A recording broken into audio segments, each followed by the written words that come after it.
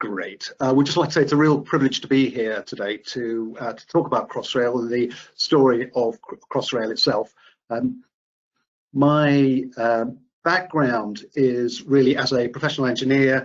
I joined Crossrail back 10, 11 years ago. I remember March 2009, and I've been working as head of technical information there, dealing with most things to do with data information management.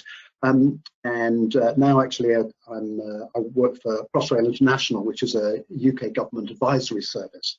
But today I'm very keen to be able to talk through Crossrail and give you a background to what we've done, the key position that Crossrail has as a client in creating and managing data. Tell you what data and the world of sort of going digital has meant to Crossrail, creating information, how we've stored it, and give you examples of the way in which that's worked through some of the various particular phases, and some of the try to draw out some of the real key issues, certainly to me. And I have to say, you know, Julian, you have very instrumental in helping that, as many other people who have helped make Crossrail come together. Just worked through quite a lot of slides to get through today, and I'm going to go through them really quite quickly. Some slides at the beginning just to introduce Crossrail, for people to get the feel for the scale of it. Very large railway, maybe 130 kilometres end to end, key 21 kilometres of twin bore tunnel in there, the centre, which is very expensive, but operating effectively a metro service underneath London, giving 24 trains an hour, an increase in rail capacity increased by 10% when it opens next year. It's also very big in terms of data, 250,000 CAD models, millions of documents, with 1 million assets and pieces of equipment. That's a lot of equipment that needs data and information. And actually, it just becomes a very expensive project. A few slides to show you where Crossrail's at the moment. It is extraordinarily impressive, I think, when you get to see what's been built underneath London on these major stations. You know, when you look at the widths of the platforms, you know, 4.5 metres. Here at Liverpool Street, you can see the scale of, in comparison to the existing section of Liverpool Street. It is really quite remarkable. Very large equipment that has to be rail, very large assets that need to be delivered underground. There's a really interesting, privately funded, I have to say, artworks going in to all the stations as well. A very smart, state-of-the-art control centre out at Romford. And when you look at these types of stations being built all the way across the capital, the complexity begins to become apparent. The complexity in terms of things like land take and building these stations, underground stations. You know, each station in the centre has effectively a 7-8 story underground building to enable you to get down to the platforms at either end. There's program time complexity. These programs are long durations. The costs change, although in Crossrail it's not changed too dramatically. We've used fairly straightforward standards in developing our approach. But one thing that's really interesting about the time aspect is how technology has changed. When Julie and I started working on Crossrail, back in 2008, 2009, iPads had not been invented, tablets weren't in existence, Wi-Fi in stations weren't there, and now we're into the Internet of Things. The requirements that we have today in our stations, the amount of data and information that we create is extraordinarily different to what was envisaged back in those early days of 2009, 2010. So time adds a dimension to it. We have a contractual complexity, all sorts of documents, all sorts of contracts need to come together. All of these contracts, all of the organisations delivering them need to collaborate and work together, because it is only one railway. So we have to get data information is the key thing. We have to get people to collaborate and work together. That construction complexity, you can get a little bit of a feel for it here. Liverpool Street, 2 existing tube stations, Moorgate, Liverpool Street. Those are the accesses to the platforms that you can see now. And so we're looking at 4.8, 4.9 million cubic meters of material coming out from underneath London Under, very expensive and very real estate, very environmentally sensitive. We need great information not only about what we build, but what's around us as well. Here you can see Crossrail, a 7-meter diameter tunnel boring machine, having to fit 83 centimeters above the red northern line and 50 centimeters just shy of the blue inclined escalator shaft at Tottenham Court Road. And so you've got to have very good data and information about everything around you, not just what you're trying to build. And if we could not have persuaded the owners of that infrastructure around us that we knew where their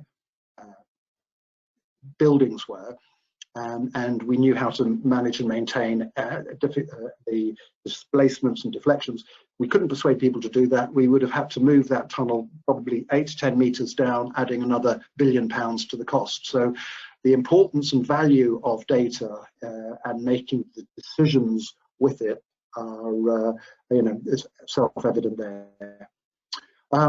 And so here, when you look again at Liverpool Street, you can see the complexity of utilities and buildings around us. And we've got to build a railway underneath all of that. Data is just so fundamental to it. The amount of information that we have on the Crossrail itself, when you think of all of the facilities, all of the systems, all of the assets that we create, all of the attributes that have to be apportioned to those assets, and all of that needs to come together in a comprehensive way. And so there's, when we think about what it is we're building and we work backwards, we have to figure out how we're going to pull all that information and data together. We have to think also what our end users are going to do with that information. How are our operators and maintainers going to need that information? And what information do they actually need? Because we then have to give that data to them in ways that are going to be useful to them to make the decisions that they need to make. So that, I think, gives you very briefly that feel for the complexity of the world there. And our role as Crossrail as a client is absolutely critical because we're the owner of that infrastructure. Crossrail defines all of the various strategies that need to come together in design, construction, delivery, and create that data environment within which data is going to be created and made. And we then have to provide the leadership to make that happen. And for me, when I've been asked, what is the one most important thing, and that is getting the procurement right, because for the supply chain. It's the supply chain that designs, builds, creates the data as well as the physical Crossrail, getting the contractual arrangements right, so we can, as you can see with that complexity of building under London, the need to manage particularly change and to be able to be relatively agile in the way we manage the project. You have to have an appropriate contract form to be able to deal with that. If you create an adversarial contractual climate, you will not find that particularly conducive to collaboration or managing change. So Crossrail, most of the contracts were NEC3 target cost with a pain gain facility, and that certainly was a vehicle for helping manage the change. So just quickly moving into some of the basics, the way we viewed and tackled basics. And again, Julian was very instrumental in helping us get all this together. And we said from the start, we were always building 2 railways, the physical and the virtual, the digital there, that is going to be used to help us not just make sure what we were building fitted into the built environment, but could be used to then manage and maintain the railway. Projects have all of the projects are not project business processes are not like normal in perpetuity business processes. With temporary organisation, specific goals and outcomes and things like that. But we were always mindful that there were technologies and processes to help us. Certainly in other industries, manufacturing, where you've got things like PLM, product life cycle management, things like that could help. And the world of BIM and working smart digitally was always something we were mindful of. Recognized also that one of the problems you get in infrastructure, you have project teams made up of lots of different organizations, different people having different activities, creating different types of information in all sorts of different contract forms. And Crossrail, as the client, is absolutely accountable for trying to make sure we get that consistency and completeness of data and information across all of these different life cycle stages and activities within these stages. And even more important today when people start thinking about digital twins.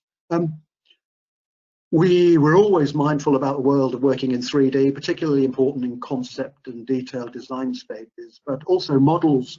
And when people think of BIM, the models of BIM are particularly important in the downstream phases of operation and maintenance, where models for condition profile, maintenance,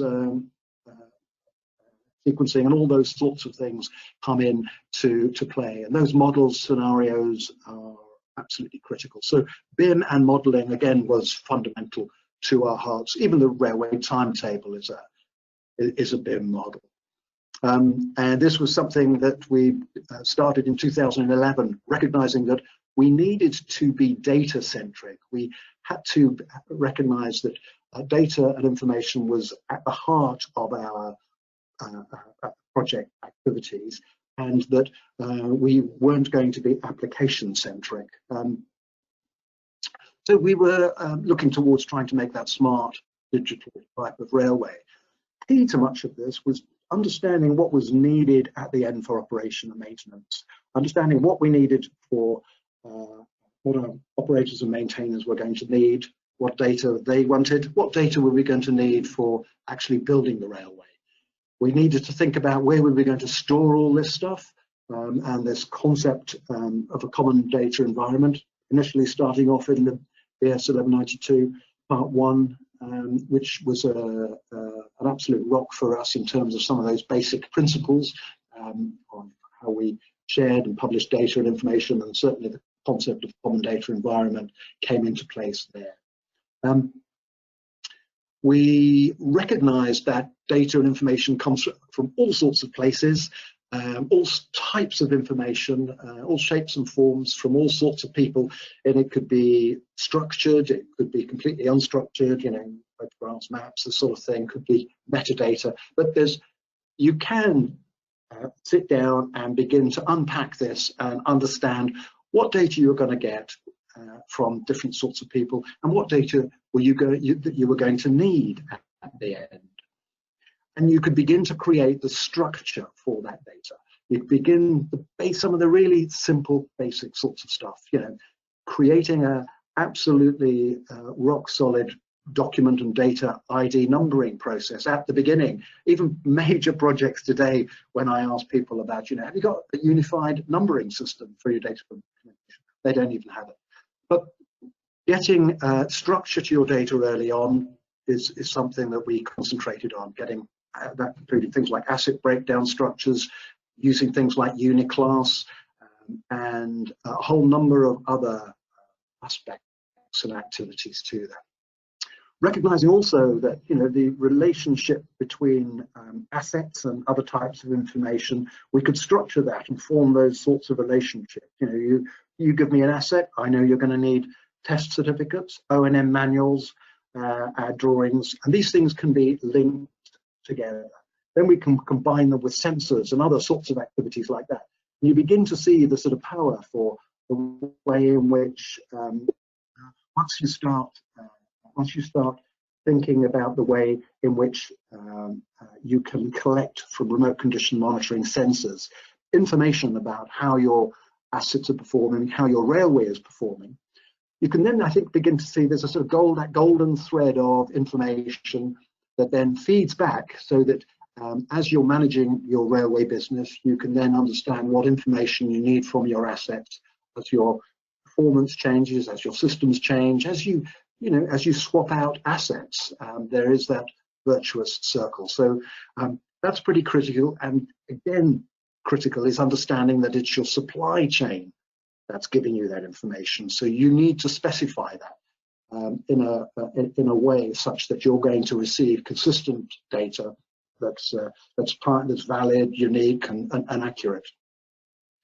So, having sort of understood that the type of stuff that we're going to collect during the various phases, we need to think about how we're actually going to find somewhere to put all this information, because this is a big project. We are collecting. We have collected a huge amount of data. In the old world, when I was with a contractor on site, everybody had a copy of everything else in lever arch files and plan chests, and who knew what was accurate. We also had a see on projects, and particularly early on in Crossrail, all of the teams, all the specialist teams, absolutely wanted their own best-in-breed bespoke bits of software, and you end up with an IT department that needs to start stitching all that together, or you end up having information being passed between bits of software onto spreadsheets and being manually manipulated around. Not very clever back in those early days, and growing a large IT department or large numbers of people involved in processes you don't want. So that BS 1192 concept of a common data environment is very simple, very straightforward, not rocket science. Was the thing that we moved towards, not immediately, started in the CAD world and then moved into other document and data world as well. But that was really requiring everybody to use the common data environment for Crossrail had created, and contractually obliged to do so. What does that mean? Well, we did have structure to it, and I'll just put give you a little bit more of a feel here. Once you've got an asset breakdown structure, you've got a station, you've got drainage, escalators, all the types of assets that you need to try and build. You can actually create works breakdown structure to deliver that. From a work breakdown structure, you can think of cost and contract breakdown structures, and then organizational structures to help deliver that. So those breakdown structures actually begin to the skeleton or framework of what's going into that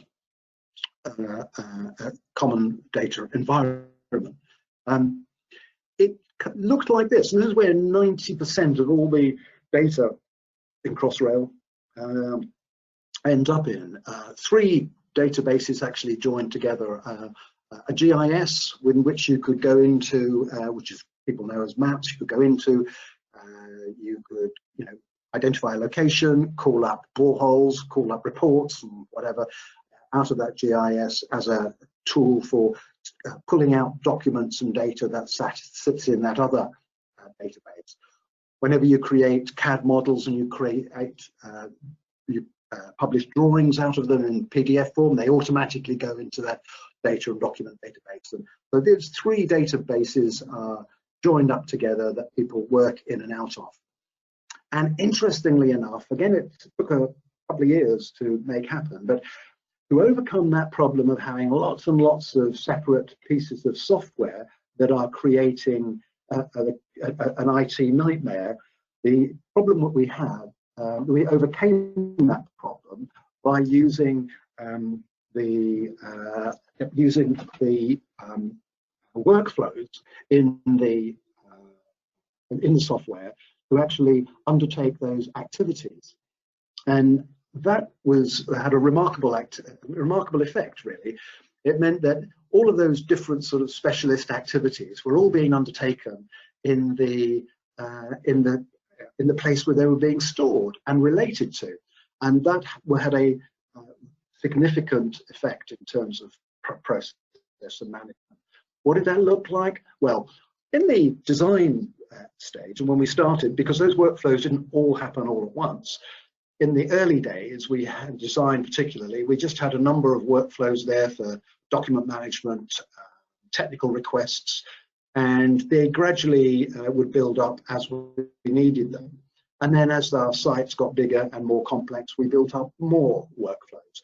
But again, all of these activities, all of these processes are all within that common data environment world, and with everybody working in the collectively across all of those various contracts, using the same processes, using the same procedures.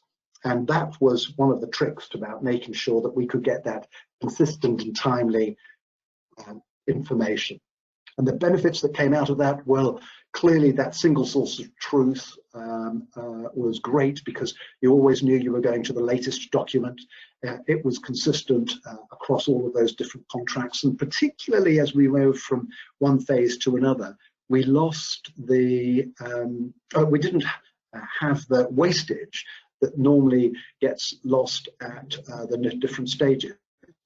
And what is also quite significant to cope with that whole CDE approach, the amount of benefits that we could get, are not just the soft benefits about better ways of working and the like, but the commercial benefits were very, very significant.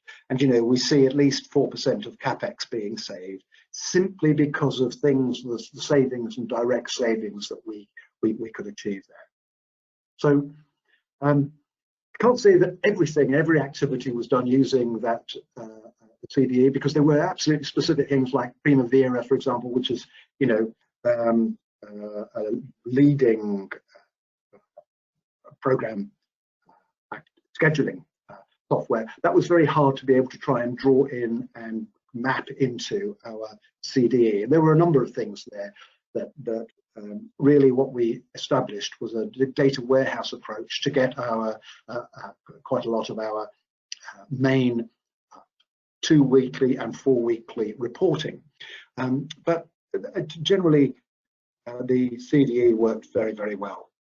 I want to now really, having given you, if you like, a little bit of a fast run through of the scale of why we were doing things, the CDE, now just give you some examples of how we used data.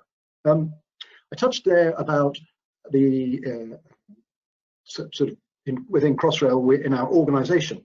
In our program directorate, we were split into a number of groups. There were the program controls activities, which were all about very much focused on building the railway, and if you like, the technical information, the program technical information world, which is not just about building and operating, but creating all of the asset data and the other drawings and documentation and that type of world.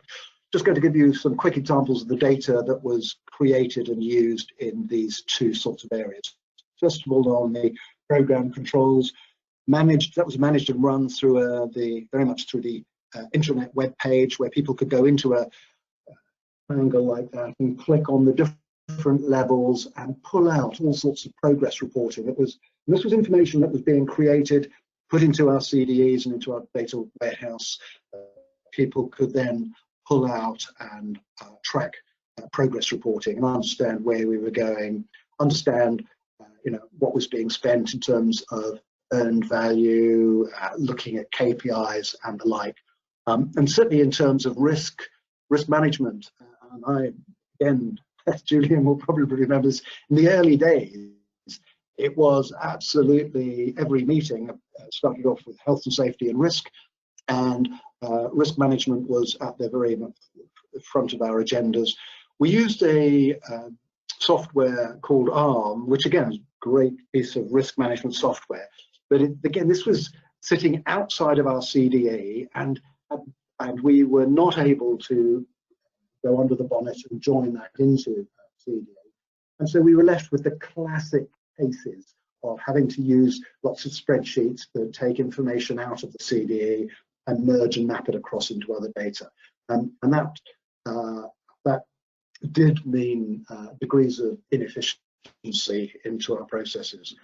We were always mapping risks, and it might be just worth saying that I know the original opening dates have been, you know, passed quite a way. The particular risks associated with those, the events that have caused the delay in the opening. They're not new risks, they've been around for an awful long time. It's just that those two particular risks were not able to be totally mitigated, and we are where we are, really. But again, risk management and the data and information and the project steps all comes to help running the program and building the railway. Just moving to the other side of the delivery group that we had, which was focusing on the technical information. Again, we don't have what's called employer information requirements, or EIRs. We basically followed the traditional sort of V model for assurance, identifying what information is needed at different points, line points down the left-hand side of the V, and then at particular construction points, information and data of different sorts and types required at those different points. So not rocket science, just knowing what you want when you want it. We did have to write some of our own specifications and standards to show people how we wanted to use our workflows. We weren't after teaching people how to be CAD technicians or document controllers. We expected them to already know that, but we would show them how to use the workflows in our systems to get them to be effective at their work.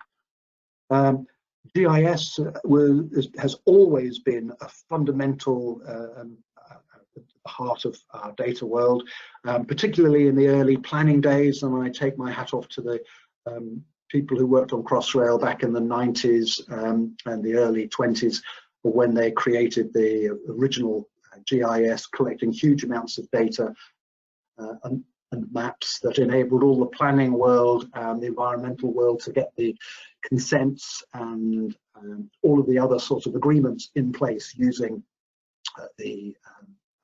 using a GIS to help store and manage data. Pretty critical. You know, the GIS, if you've seen them now, extraordinary. They go into 3D.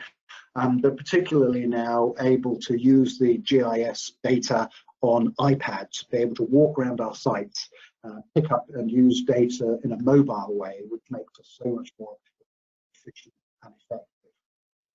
In the world of 3D modeling has been around for 20, 30 years, but in our BIM and digital world, it's about the management of spaces, the management of 3D volumes and space, particularly where you have multidisciplinary skill sets, different disciplines requiring different volumetric spaces to work in, different organizations requiring different spaces. And it's the management of that, ensuring, and from a client perspective, absolutely critical, ensuring that people are regularly updating their models and getting the interdisciplinary effects to work. Those models, those data models are great visualizations for actually understanding things like, for example, here, the construction sequencing of the floating track slab that we have in the sort of Barbican section, the city section, to stop the vibration of trains, train vibrations going through into the ground. Floating track slabs, complex pieces of construction in long linear tubes, not easy. 4D modeling helped that significantly. We'd also use the 4D modeling as a client.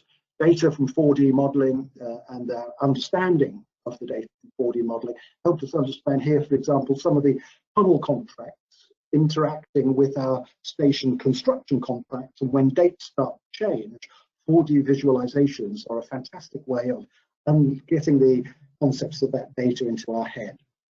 Even simple things sometimes like construction sequencing for something here, which is a complex.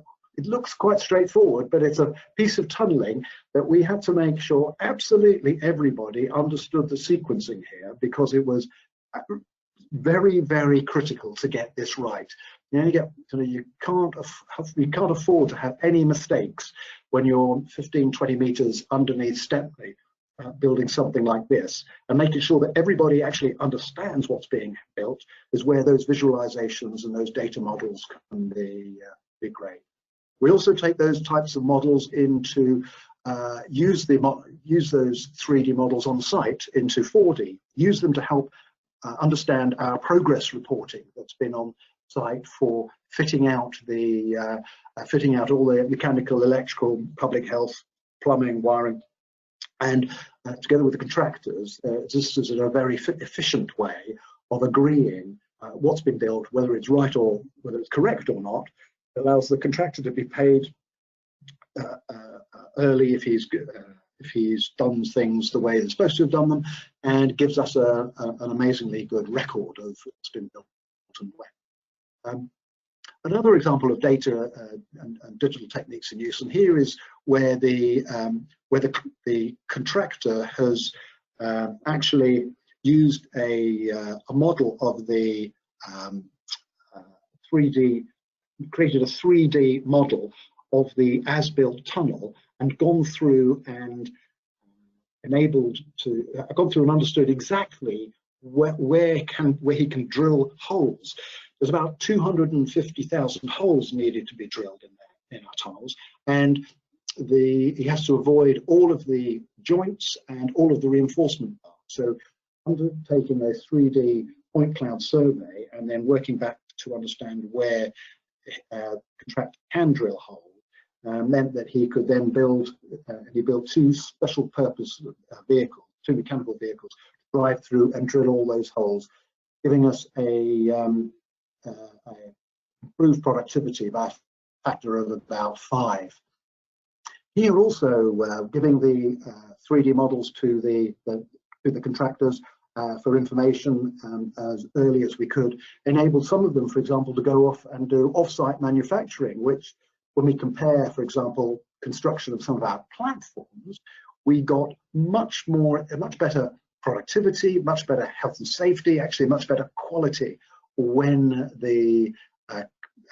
with off-site manufacturing. And again, for the future, that's another lesson learned, where we should be encouraging and actively pursuing that type of activity. Things didn't always go right. You know, Crossrail often got blamed for things going wrong. Crossrail management get blamed for everything because ultimately fully accountable for that. But you know, when contractors put equipment in the wrong place, or the wrong equipment even in the right place, it's got to come out, and that can cause difficulties. Creating the asset data, again, maybe not the most exciting world for many people, but it is a great one for me, and how important it is to make sure all of those, you know, with 700,000 assets, 300,000-400,000 pieces of equipment, all need to have data about them for our maintainers, and we need to set that out in a plan and spell out in our contracts exactly what information we need from those from our supply chain on those assets. And all the projects, most of the projects I've worked on in my life, this is always underestimated by contractors, always underestimated by managers, exactly how much information is needed. But we can, in our data world, try and use much of the things like mobile activities like this, mobile tablets, to help us.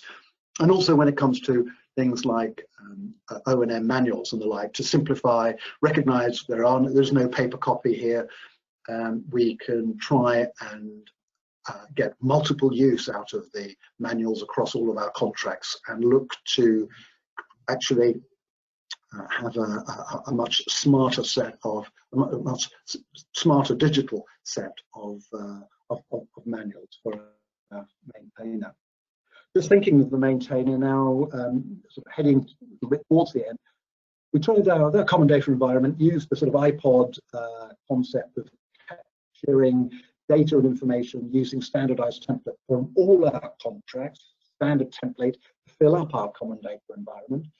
And that then meant multiple users of the information could simply take playlists effectively out of the common data environment. And so that common data environment remained the single source of truth, not for us all. And that worked in practice.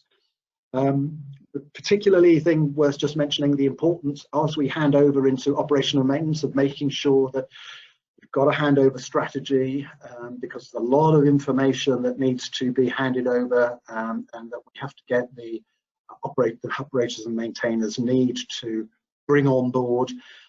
Crossrail has handed over huge amounts of information, and it is a proper handshake, because the operators and maintainers need to be ready for it.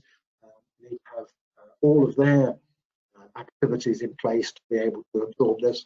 And and on the bigger projects like Crossrail, you have to not only have a strategy but go into the details of a plan as well.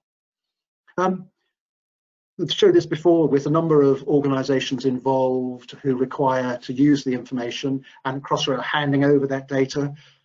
Bluntly, on reflection, the end users have generally not been, let's say, that digitally enabled. It goes it's in parts. Quite a lot of it has just been analog, taking data out of our common data environment and putting it in spreadsheets, which is not what I would call digitally as effective as it should be. Next time, what we should be looking for is actually handing over full enterprise asset management systems to get this to work. Just thinking of best practice with quality, when we create data, we need to check it out as we go to make sure that it happens, just like when you're testing concrete, you make a concrete cube to check it's okay at the beginning. Same happens with data, and we can check the quality of our data as it gets put into our CDE to make sure as data products, they're reaching the right type of quality there. And you can produce dashboards like this, and this was a very powerful way of checking on that data quality.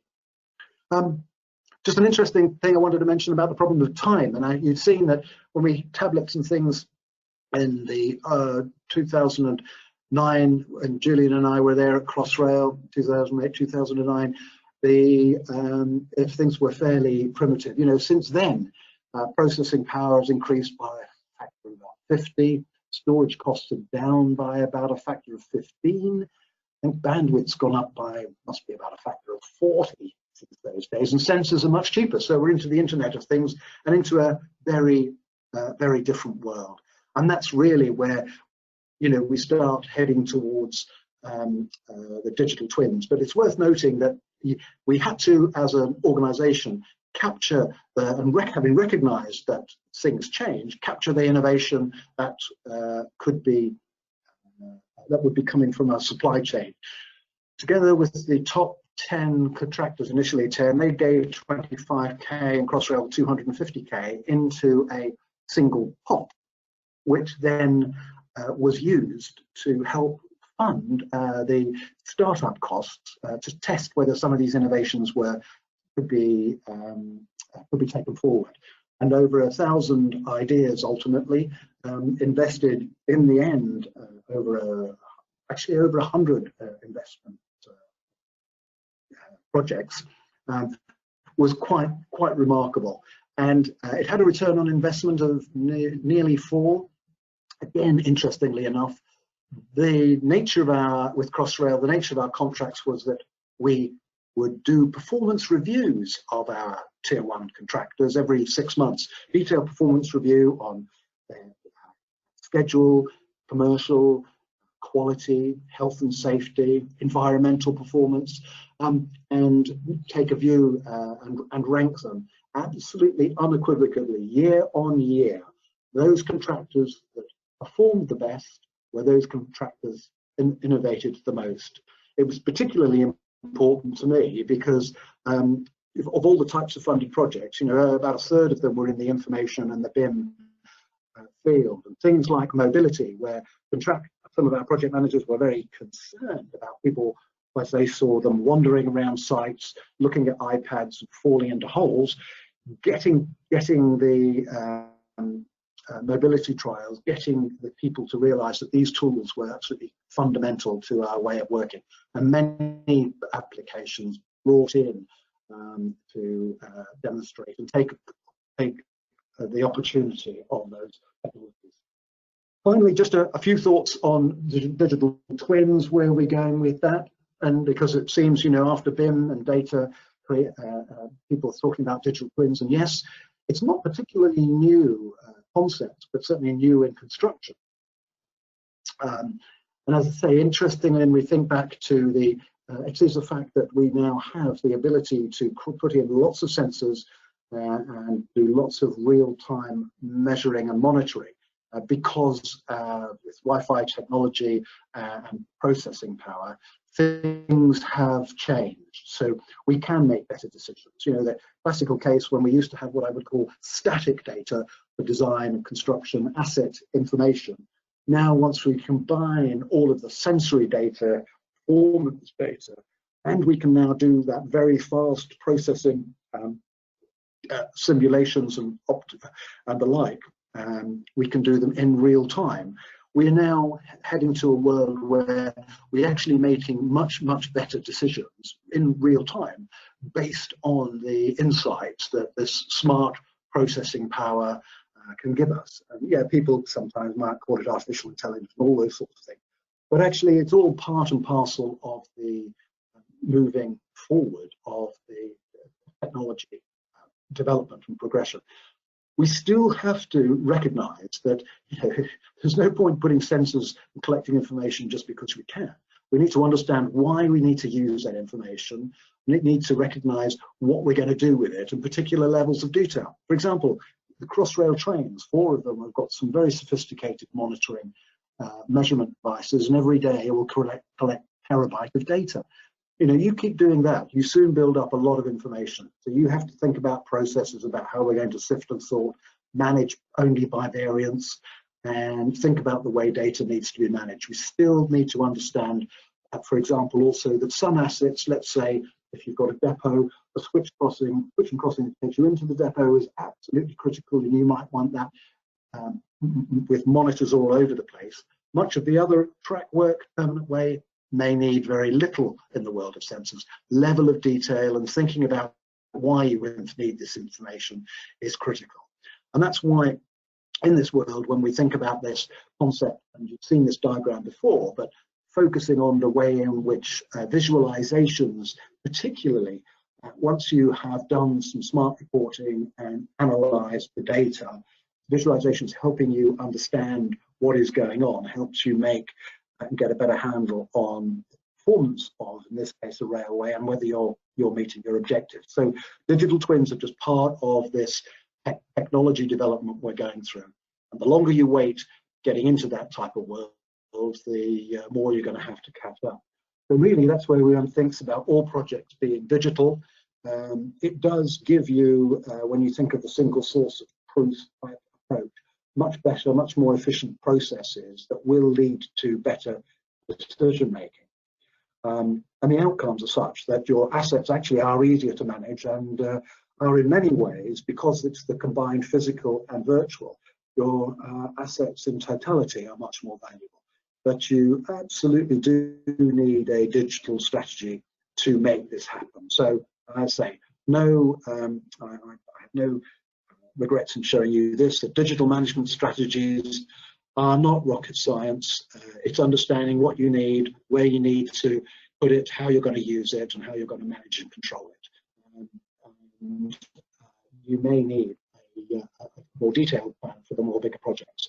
But this type of data management strategy needed for, yes, for the big projects, but also I would say for even the medium to modest size projects to ensure you get the most efficiency.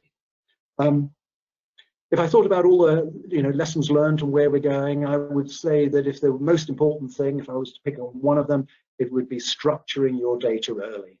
If you get your data structured, properly organized and classified, and you've got that properly going forward, then you can store it almost anywhere. You can have the best common data environment in the world, but if you haven't got the structure to your data, you're going to be lost. One has to be very careful, I think, about being led by IT and software in this world. One should be led by the infrastructure requirements, the construction, building, delivery requirements. And there, I don't think, I hope Julian would agree with me, technology has never been our problem. It's always the fact that, people don't actually like change. If I thought the Crossrail in numbers, if I were to look at think of all of the, the scale of it all, it is actually just one railway, and it would all be so much harder without a data strategy of sorts. So really, everything I talked about and an awful lot more is actually on a Crossrail Learning Legacy website. This was an idea that came from the Olympics that created a Learning Legacy website. We have built on and followed from that, and there's some fantastic papers in there that will show you about all the detail about the engineering and the management issues, all of the types of things, the innovation world that I've touched on that you need to think about in trying to take opportunity of this technology change that happens in front of our eyes. So again, what I've talked upon about data and information management, there's a whole number of papers in there that I could commend some of them to you for really trying to understand a little bit more about what we've tried to get through in about 40 minutes, which is like 10 or 11 years worth of work. So I hope some of that has been of interest to you, and very happy to sort of take questions or deal with any discuss any thoughts people might have. Thank you. Yeah, thank you, Malcolm. That was really interesting. Clearly, having worked on the project and worked with you for quite a while, a lot of that wasn't new for me. But I mean, Nicola, what were your impressions being a bit newer to it? Sorry, I had that muted myself. I just thought it was probably actually quite mind-blowing, the sheer volume of data and what you've achieved. So yeah, that was absolutely fascinating. Thank you. I think what was also interesting is comparing the presentation from Graham and Karen from the Environment Agency yesterday, was both people were the biggest challenge, and also the fact that this is a long game and you have to get the specifications right. And I think those are a common learning message from both sides, really. So sort of probably between Nicola and I will be asking a few questions on behalf of everybody. So if you do have a question you want to ask, if you type it into the questions box, we can then pass it through. But first one, start with a nice straightforward one really from Ed Evans, was just curious about the size and nature of the information management and data team as the project progressed. Okay, interesting question. Yes, it absolutely did vary, and it varied according to needs. Initially back in sort of 2009, 2010, the CAD team was quite big. It had we had about 7 or 8 people, which was quite small. It seemed quite a large team, but it actually was the center of the CAD world, and was operating the CAD system for all of the design organizations that were creating Crossrail. And it also grew a little bit bigger up to about 15 when we added additional 4D and what I would call other specialist information issues, and that was really to try and develop some of that 4D, 5D world, to do a lot of the auditing and reviews on our supply chain. So that was about the scale of the CAD team. We had a small GIS team, about never more than about 3-4 people, from early days through to a couple of years ago. Document control and data compliance, that team also varied. It's interesting, I have the statistics somewhere, but we had a centralized team for data and doc control. There is all of the contracts, 100 or so contracts, most of those contracts, particularly the bigger sites, would all have document controllers, and they would have site administrators. So we were never managing everything, but we would help specify and do the client side compiling and specifying. The asset team would varied to a team of, at its peak, but it went from about 3 or 4 people up to about 14 when it was at its peak. But that was actually going out, with half of those people were going out onto sites and contracts, trying to help the supply chain bring the information in. That might seem like a large team, but actually, in terms of the scale of what they were trying to do, it was extraordinarily small. And the idea was actually to try and get people to understand the processes and what was needed. What we were doing was not rocket science. It was about, and the trick with the team was having good communicators to go out and help the supply chain actually create that work. About enough on that one, I think. Yeah, no, I think that was really good. I think also one thing that's probably worth adding is the fact that the team that Malcolm has described isn't the information systems department. So they actually, in effect, made sure the systems ran, but the technical information team are the ones who actually looked at the exploitation of the systems and the data. So two sides, just to clarify that, it wasn't, that's what Malcolm described, isn't the IS team. Yes, anyway, there's one other good thing to just say. Yes, we used to consider that we would be working at everything from the screen outwards, but there was an IT department who was looking everything sort of inside the screen and back down into the IT. So there was an IT department as well. Yeah. So question from Pedro Oliveira. Just for clarification, really. So you mentioned 5D reporting. So what's the fifth dimension? Oh, the 5D, that was actually into quantities and measurement. So you've got the 3D, which is space, the 4D, which is time, and the 5D is into sort of quantities. So that's checking the and being able to, when you take the 3D model out on site and say, oh, I've got this amount of, let's say, air conditioning ducting in, I've got 6 meters in that room, and so that's your quantity dimension. It sounds quite simple. It took actually quite a lot of work to get that 5D world to work, and it was a semi-manual process. But even then, it's where that process was used. I can say where contractor agreed to use it, we reduced the target cost on some of our contracts by £1 million by being able to pull out some field engineers and quantity surveyors by making the process with the same outcome, agreeing what's been built, by making the process so much faster and slicker. Yeah, that's good. So a question from Emmanuel Ude. So he was curious to understand, because you did mention about people being a challenge. So how did you manage the hearts and minds in the transformation journey?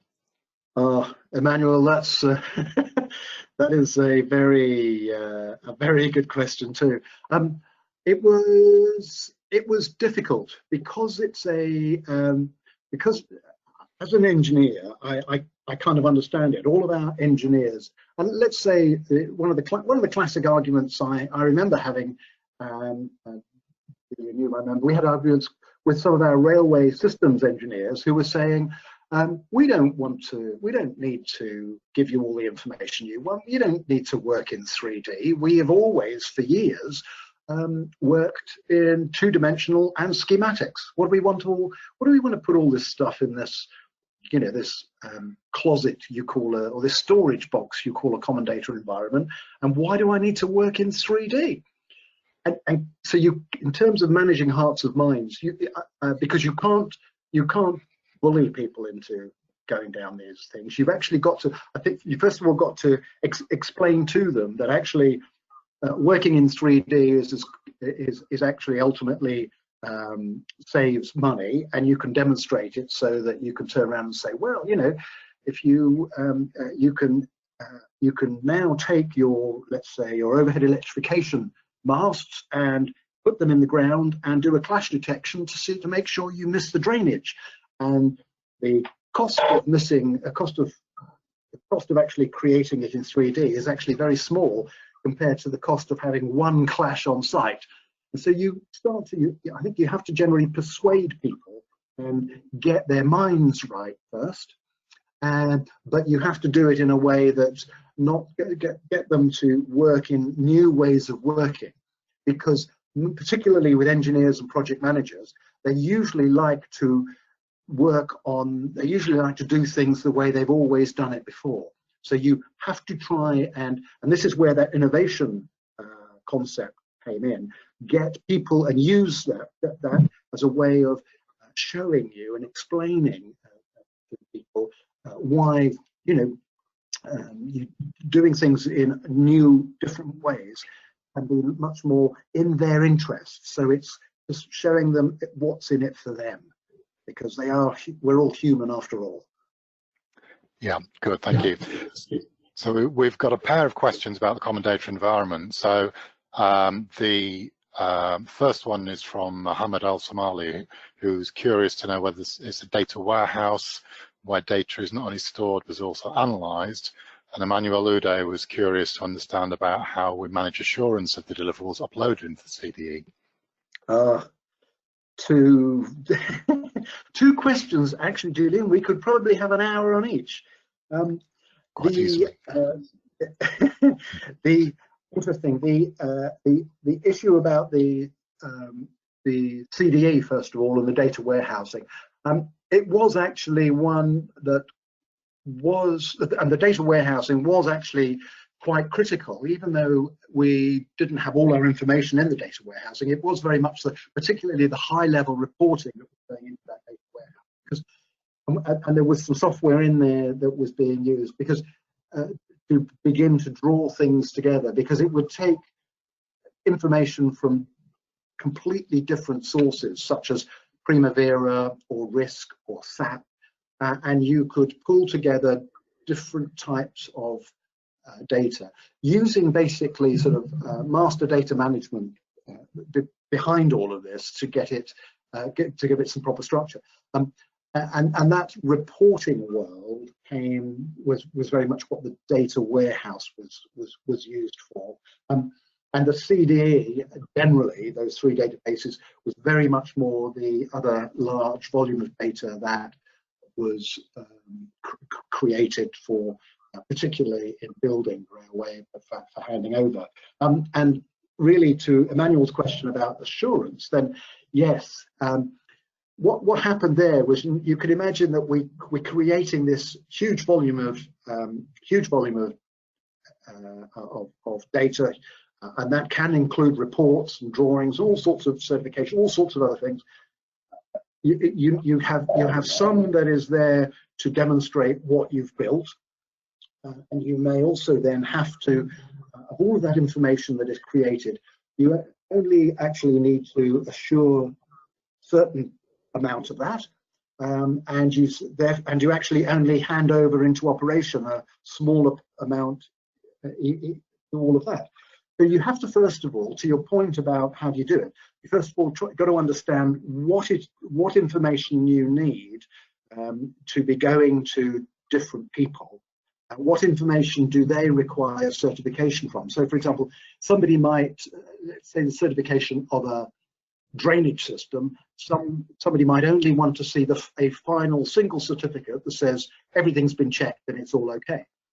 Whereas somebody else, let's say in a signaling, but I probably won't use a signaling example. Let's say track. Somebody might want to have a lot of information about their particular switches and crossings, let's say at a depot, but not much certification or data about other parts. And so, how critical assets are may depend on how much assurance and how much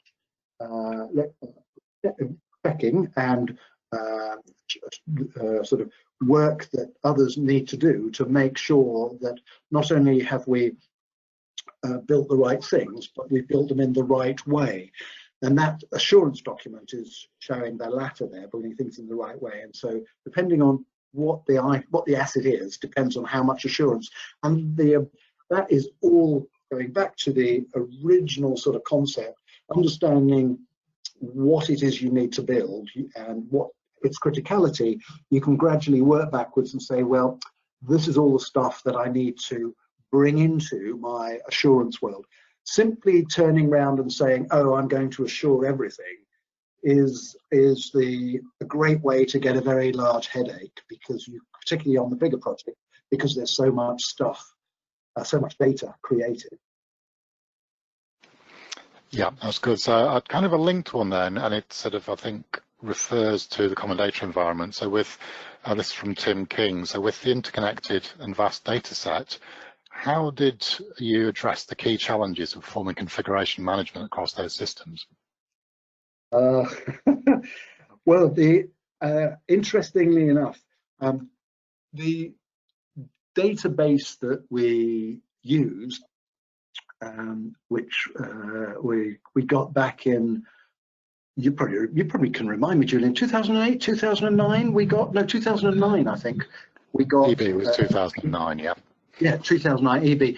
We brought in one of those in our CDE. One of those databases was called EB, and it was basically a relational database, and it was for really configuration management and control, being able to control and manage our asset breakdown structure, which is what we primarily used it for at the beginning. And so we were very mindful from an early day that that world of configuration management, managing, controlling data, particularly critical to us, because I go back to the point about when you create data, it's a bit like creating concrete cubes that you need to know at the very beginning that it's right, because by the time if you leave it for too long, you'll forget about it and you're only going to trip yourself up later. So configuration management really important. So that's getting the information then going into the CDA such that you've got as many things right as as many things automated as possible in terms of metadata, but also making sure, and this is what we would do quite a lot of checking on, that the documentation, for example, had been approved and people were only using the approved documents. One of the reasons we went into that world of a dashboard for looking at data quality was quite clear to us back in 2012-13 that on one or two of our early sites, it was quite clear that there was a large proportion of unapproved reports and unapproved documentation being used on a particular couple of sites, and nobody realized that. And when we said to project management of the site, do you know that 75% of your documents are, you might think they're okay, and they might be okay, but they're not fully approved. The whole business about locking things down and trying to get better configuration management control, change control, came into place. And so we used software, but that database was already, if you like, we were very mindful with some of the functionality of the database to be able to control our documentation. And that's where why configuration management and managing data quality has always been important to us. I don't think I've answered that properly, completely, Julian, but it is I don't want to we could get into quite a lot of detail there, but I think you get. No worries. Yeah, okay, so we're sort of running slightly over. There's still a couple of questions. Well, we won't be able to ask all the questions being posed, but there's a couple I think we can probably end with. So the first one is from Daniel Brown. So he's saying that the Crossrail story is fantastic in hindsight, but can you comment on how much of the information management activity was planned versus how much was improvised in response to circumstances and how you manage that? So he presumes the plan changed quite a bit over the years. Daniel, it's a very good question, because the answer is the concepts, the simple concepts about single source of truth. Some of those, yeah, it's interesting. If you look at some of those very early BS 1192 Part 1, those standards codes, those early codes of practice that we used, the principles that were set out there have never really changed. The principles of the processes and things like that. Many of the things about how we do, how we work and procedures and processes, I wouldn't improvise, making up as we go along. Well, I would say they've improvised. So, for example, they've changed because of technology. So, for example, the software that we used for that sort of 4D, 5D progress monitoring on site, we never had any of that at the beginning. That came out of one of our innovations, and that came out because some of the technology changes and the software that became available to us during the program. And so we were forever wanting to look at how we could improve our systems and processes. And so I would say I would say we were actively always looking to change and improve. Improvised, yeah, occasionally we might have had to improvise, but it was the principles of what we were doing. I have to say, as much as I'd like to, you know, puff them up a little bit, it's what we're doing is not rocket science. It is generally pretty straightforward stuff. It's not. I would say it's not complicated. It's quite complex because of the scale of the project. And so the principles that we set out with in the early days about, making sure data is accurate and complete, consistent, valid, unique, all that sort of stuff, all those sorts of things, we just plugged away. And those types of things remain, even if you're creating a document on Crossrail today, they still remain. Yeah, thank you. And so final question then, and this one is from Alistair Way. So he's referring to yesterday's presentation from the Environment Agency where they talked about moving from documents towards data. And how does that approach marry to the 4 million documents that you've mentioned? Is it the governance of the documents that makes them exploitable as data? I think I get that. I think I probably maybe not fully understood the question really, but yeah, the idea for us was really simple, that paper copy was anything that's in paper is uncontrolled and it's not valid. We had in our CDE, because all of our all our contract administration, and that's £8-9 billion worth of contract administration, was simply done using workflows in our common data environment. We built those workflows. It's absolutely not that difficult. But we would say that the documents should be created in our system and transferred and managed from contractually. Things on paper, paper letters or emails, none of those were contractually acceptable. All had to run through the administration workflows in our CDE, and it did, and it worked really effectively. So documents were, scanned, recorded as documents. You could say, well, is a document? All our documents were generally created, classically in Word or Excel and the like. I think, interestingly enough, we would probably want to, in the newer world, want to be a little bit more flexible and open more into the world of wikis and other ways in which documents and data could be shared in a future world. I think it was pretty straightforward. I might not have got that right, Julian. Well, I think there's probably just a bit I could add from my perspective there, was the fact that within EB, with it being a configuration management system, there's a huge amount of metadata associated with every document. So that meant that a straight text document was searchable in many ways, but also using that metadata, that meant that, for example, the change controls and punch works and things like that were actually done as data-based forms rather than documents within the EB system. So that also helps allow you to exploit the data in a far easier way. So that's my little addition there anyway. It's a much better answer than mine, Julian. No, surely not. Anyway, so I think we've run slightly over, but that was a fascinating talk. So unless you've got any more questions from you, Nicola? No, given my background, I was, very interested in all the stuff you said about the people side of things. But I think you've already covered off exactly, what I always find, people are only interested in the what's in it for them, and that's the only way you're going to manage them through change. So yeah, I that was really fascinating. Thank you, Malcolm. Yes. So also, yes, I'd like to say thank you, Malcolm. That was really good.